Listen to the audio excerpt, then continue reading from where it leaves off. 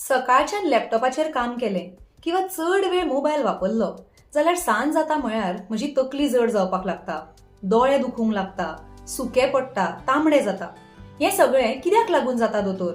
असो प्रश्न घेवन खुबशे पेशंट आमच्या ओपीडीन येतात. हॅलो एव्हरीवन, हांव डॉक्टर नुपूर शिंकरे प्रभुदेसाय, गोंयांत प्रॅक्टीस करपी एक दोळ्यांचे सर्जन.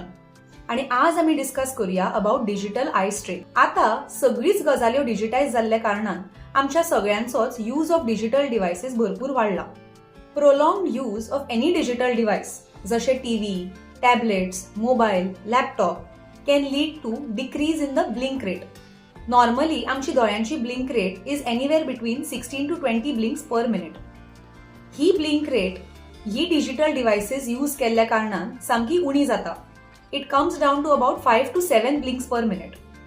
अशें जाल्ल्या कारणान दोळे सुके पडूंक लागता आणि ह्या ड्रायनसा खातीर दोळ्यांचे बाकीचे सिम्पटम्स स्टार्ट जावपाक लागता, जशे ग्रिटी सेन्सेशन जावप, दोळे तांबडे दिसपाक लागप, by the end of the day भरपूर टायर्डनेस दिसप, हेडेक जावप, नेक पेन जावप.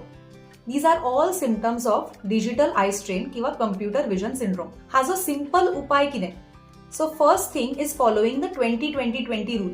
That is, after every 20 minutes of using any digital device, एक 20 सेकंदा खातीर तुम्ही ब्रेक घेवपाक जाय and you have to look at something which is 20 feet away. म्हणल्यार एका डिस्टंट ऑब्जेक्टाकडे तुम्ही पळोवपाक जाय. हातून कितें जाता इज दोळ्यांतली भितरली जी मसल्स असता ती रिलॅक्स जाता आणि डिजिटल आय स्ट्रेन कमी जावपाक लागता. सेकंड इम्पॉर्टंट गजाल इज ज्या रुमान आमी काम करता we have to make sure की त्या रुमाची लाइटिंग सारखी आसा. Positioning of the device should always be below the I level, जेणे करून तुमच्या नेक मसल्सांचेर स्ट्रेन येना आणि तुमकां बाकीचे सगळे नेक पेन, बॅक पेन अशे इश्यूज जायना.